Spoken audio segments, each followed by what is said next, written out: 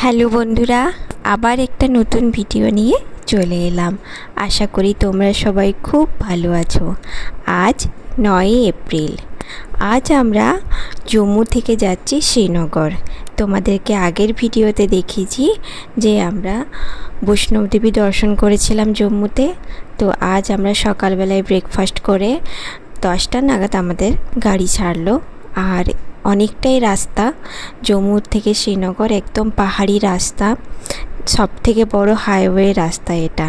তার মধ্যে দুটো ট্যানেলও পড়ে। সব থেকে বড় ট্যানেল, ইন্ডিয়ার সব থেকে বড় ট্যানেল শ্যামাপ্রসাদ মুখার্জি ট্যানেল, যেটার দৈর্ঘ্য হচ্ছে 9.5 কিলোমিটার। মানে বুঝতে পারছো। আর এই ট্যানেলটা করার জন্য আমাদের শ্রীনগর যাওয়ার রাস্তাটা অনেকটাই শর্ট হয়েছে। তো 9.5 কিলোমিটার রাস্তা আমরা এই ট্যানেলের মধ্য দিয়ে যাচ্ছি। দেখো, তার সাথে ছিল একটা সুন্দর নদী, নদীটার নাম ঝিলম।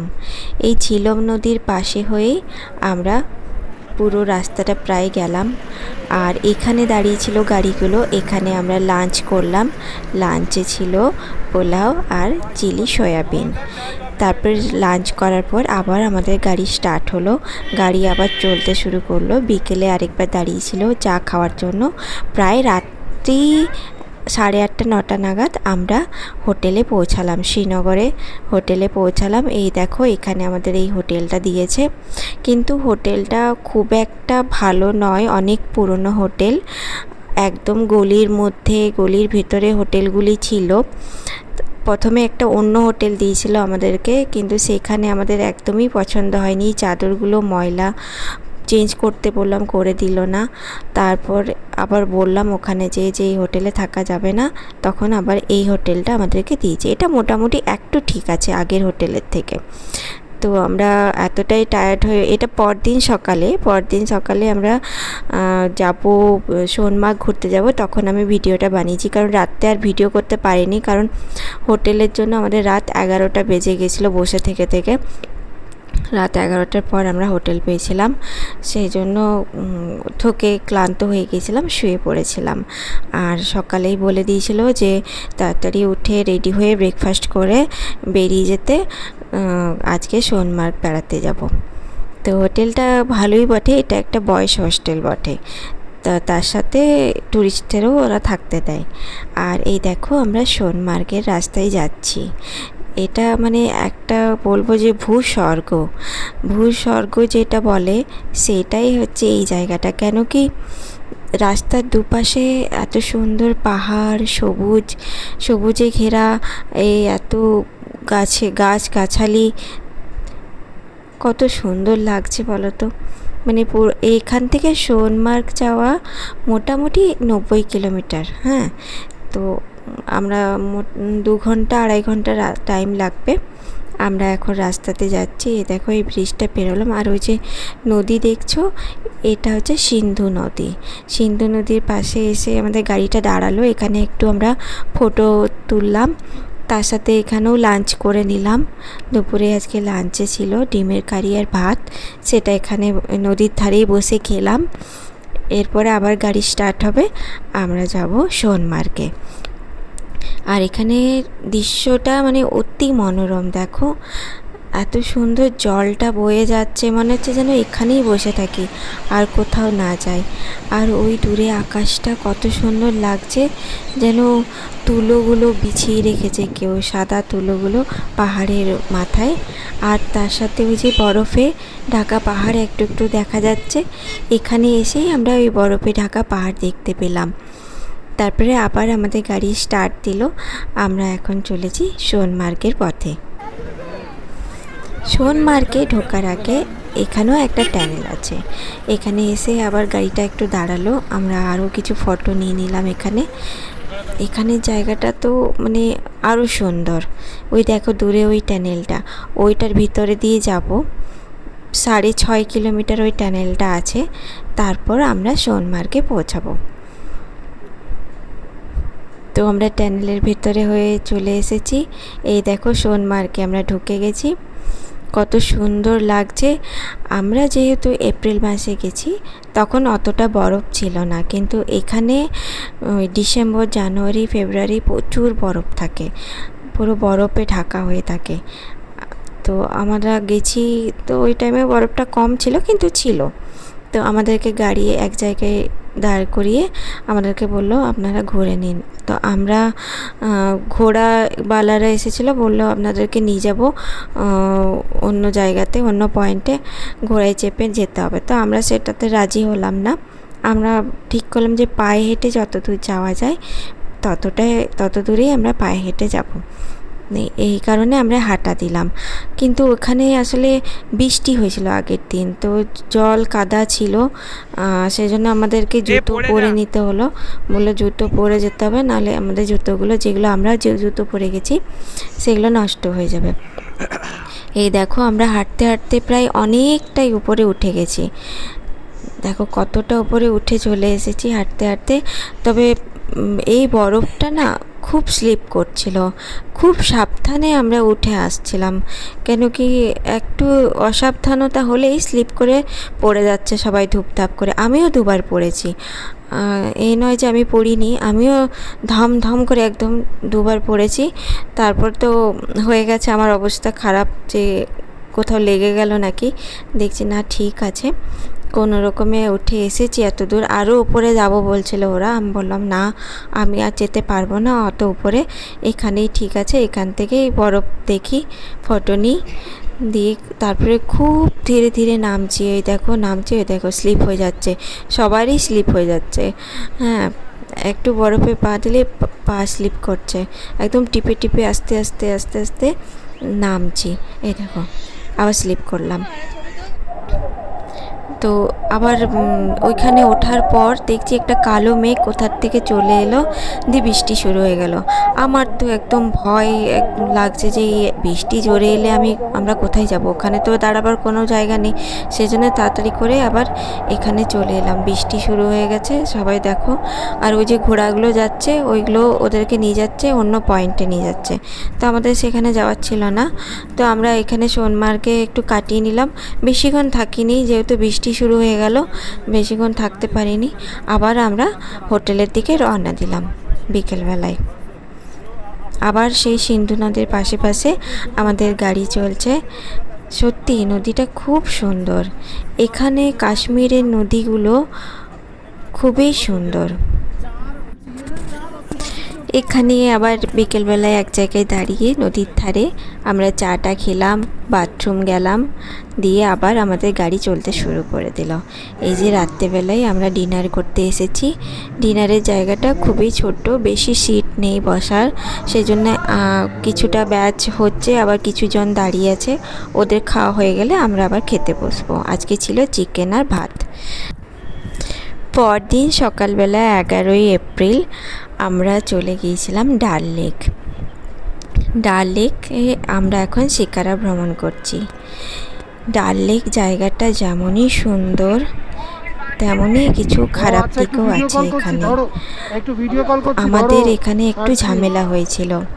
এখানের কিছু মানুষ আছে, জানি না ওরা কাশ্মীরি হবে, আমাদের ট্যুরিস্টদের অতটা পছন্দ করে না। এখানে ওই ডাল লেকের শিকারা ভ্রমণে আমাদের শিকারাতে চাপার জন্য একটু কথা কাটাকাটি হয়েছিল, তার থেকে ঝগড়ার থেকে ওরা গায়ে হাত তুলছিল। এমনই ওদের মানে একটা দল চলে এলো হঠাৎ করে, দিয়ে গায়ে হাত তুলতে শুরু করে দিল। তারপরে কোনো রকমে মিটমাট করা হলো। এতটাই ওরা মানে রাগী আর ক্ষেপে গিয়েছিল, এমনই হুমকি দিচ্ছিল, বলছে স্যার কাটকে লে যায়েঙ্গে তুম লোগো কা, এইভাবে ওরা কথাবার্তা বলছিল। তারপরে কোনো রকমে পরিবেশটা শান্ত হলো, তারপরে আমরা শিকারাতে চাপলাম। আর শিকারাতে অনেকগুলো আমাদেরকে পয়েন্ট দেখালো, যেখানে মিশন কাশ্মীর সিনেমা হয়েছে, তারপরে একটা পাকিস্তানি সিরিয়াল হয়েছে, আর এটা হচ্ছে নেহেরু গার্ডেন। এখানে একটু শিকারাটা দাঁড়িয়েছিল, আমরা এই গার্ডেনটা একটু ঘুরে নিলাম। আর এই যে গাছটা দেখছো, এটা হচ্ছে চিনার গাছ। শ্রীনগরের খুবই ফেমাস একটা গাছ। আমাদের এখানে যেমন বট গাছ, অশ্বত্থ গাছ, সেরকম এখানকার এটা চিনার গাছ। এই গাছটা অনেক পুরনো গাছ, আর ওই দেখো ওরকম পাতাটা দেখতে। আর এরপরে আমরা যাচ্ছি মিনা বাজার। তো মিনা বাজারের ব্যাপারে অতটা আমার আইডিয়া ছিল না, তা এখানে এসে জানতে পারলাম মিনা বাজার। তো তখন আমার মনে হয়নি যে এখানে কিছু কেনাকাটা করি। আসলে আমরা তো অন্যদের সাথে এসেছি, নিজেদের মতন ঘোরা কেনাকাটা করতে পারিনি। তারপরে মনে হয়েছিল যে এই মিনা বাজারে একবার ঢুকলে হতো, দেখলে হতো জিনিসপত্রের কীরকম কী দাম। আমরা শুধু ওই শিকারাতে বসেই দেখেছি মিনা বাজারটা। আর অসাধারণ সুন্দর সুন্দর সব ড্রেস কালেকশন এখানে রয়েছে। আমি প্রথমে ভাবলাম হয়তো অনেক দাম হবে এখানে, কিন্তু একবারও মনে হলো না যে যাই একবার জিজ্ঞেস করি কীরকম কী দাম। যদি সামর্থ্যের মধ্যে হতো তো নিয়েই নিতাম কিছু একটা। দেখো ওই শাড়িগুলো কত সুন্দর লাগছে দেখতে, তারপর ওই বেডশিটগুলো, চাদরগুলো, দারুণ দারুণ জিনিস, একদম দারুণ দারুণ। মিনা বাজারের জিনিসগুলো প্রত্যেকটা জিনিস সুন্দর, আমি তো মুগ্ধ হয়ে দেখছিলাম। আমরা মেয়েরা তো এসব জিনিস তো পছন্দই করি, হ্যাঁ, সেই জন্য একদম এই দেখো কোন দিকে তাকাবো, একবার এই দিকে তাকাচ্ছি রাইট সাইডে, একবার লেফট সাইডে, মানে দুদিকেই এত সুন্দর সুন্দর জিনিস রয়েছে, দোকান বাজার রয়েছে, মানে আমি তো দেখে একদম স্তম্ভিত হয়ে গেছি। প্রত্যেকটা জিনিস খুব সুন্দর সুন্দর। তোমরা যদি আসো এখানে মিনা বাজারে তো অবশ্যই এখানে দোকানে ঢুকে দেখবে জিনিসগুলো। আমি তো দূর থেকে দেখেছি। ভালো লাগছে না এটা?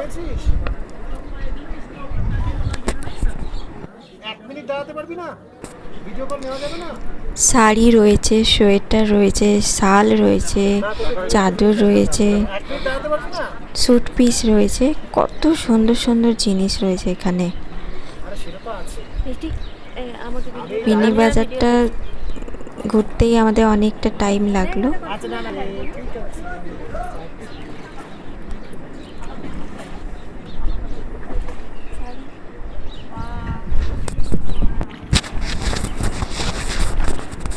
কি নেই এই ডাল লেকে, হাউস বোট আছে, এত সুন্দর সুন্দর বাজার আছে, পার্ক আছে, মানে ছোটোখাটো একটা জলের উপরে শহর।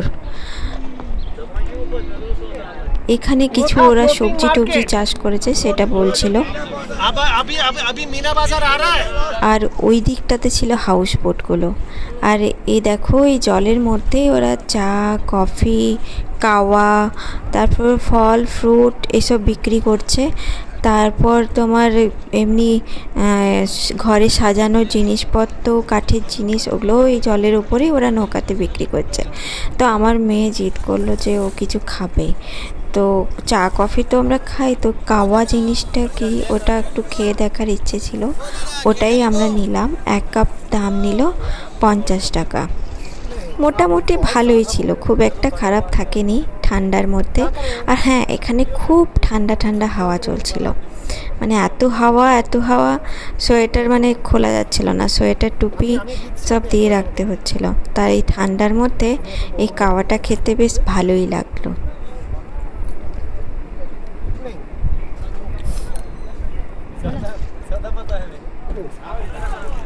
ওই দেখো ওইদিকে ওই গিফটের জিনিস সব বিক্রি করছে নৌকার মধ্যে। আর ওই যে ওইগুলো হচ্ছে হাউস বোট, ওইখানে থাকা যায়, অনেকে থাকে এসে হাউস বোটে।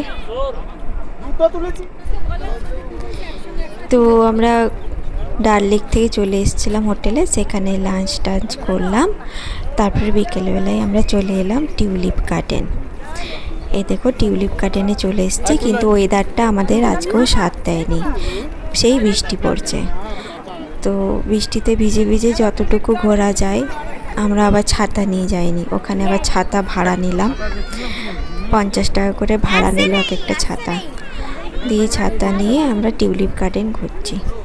তো এখানে এসে তো আমি হতভম্ব, এত টিউলিপ ফুল।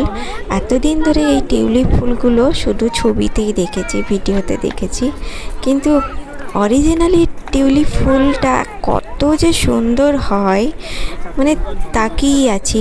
আর এত ধরনের কালার, মানে কি বলবো, রেডেরই 3-4টে কালার, তারপর হলুদের কালার, তা পিঙ্কের কালার। এই দেখো এখানে কতগুলো কালার একসাথে আছে, কত সুন্দর লাগছে। বিশাল বড় টিউলিপ গার্ডেন। বৃষ্টির মধ্যে যতটুকু মানে ঘোরা যায় ঘুরেছি, বাদ দিইনি। এখানে কিছু ফটো তুলে নিলাম। কিন্তু এই টিউলিপ ফুলের কাছাকাছি যাওয়া যাচ্ছে না, ও তার দিয়ে এই করা আছে, আর ফুলে হাত দেওয়াও যাবে না, হাত দিলে জরিমানা লাগবে। সেজন্য ওই দূর থেকেই দেখো আর ফটো তুলো। মানে অপূর্ব। ওই যে দূরে পাহাড়, তার পাহাড়ের কোলে টিউলিপ গার্ডেন। আর আমরা যে সময়ে এসছি এপ্রিল মাসে, এই সময়েই টিউলিপ ফুল দেখা যায়। বাকি তোমরা যদি অন্য টাইমে আসো, ডিসেম্বর বা সেপ্টেম্বর, জানুয়ারি, তখন টিউলিপ ফুল দেখতে পাবে না। এই এপ্রিল মাসে এলেই তোমরা এই টিউলিপ গার্ডেনের মজা নিতে পারবে।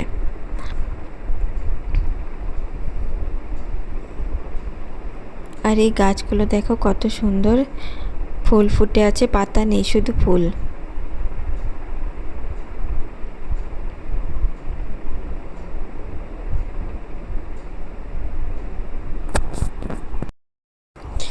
টিউলিপ গার্ডেন ঘোরা হয়ে গেল, এবারে আমরা চলে এলাম মোঘল গার্ডেন।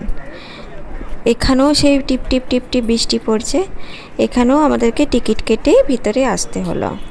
আচ্ছা, টিউলিপ গার্ডেনের টিকিট ছিল 75 রুপিস, আর মোঘল গার্ডেনে 30 রুপিস।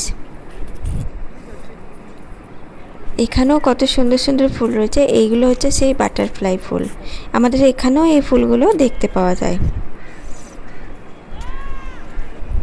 এই জায়গাটাও খুব সুন্দর, ফটো তোলার জন্য খুবই সুন্দর জায়গা, কিন্তু ওই যে বৃষ্টি পড়ছে সেজন্য বেশি ঘুরতে পারলাম না। মোঘল গার্ডেনের পর আমরা চলে এলাম এখানকার একটি ধর্মীয় স্থান, হজরত বল দরগা। এটি এই জন্যই বিখ্যাত, মোহাম্মদ নবীজির দাড়ি সংরক্ষিত করে রাখা আছে। সেটি আমরা দেখতে পাইনি, ছেলেরা ওরা গিয়েছিল ভেতরে, ওরা হয়তো দেখে এসছে। আমরা বাইরের থেকেই দেখলাম, ফটো তুললাম। ভেতরে হয়তো ক্যামেরাও করতে দেওয়া বারণ আছে, সবাই তখন নামাজ পড়ছিল।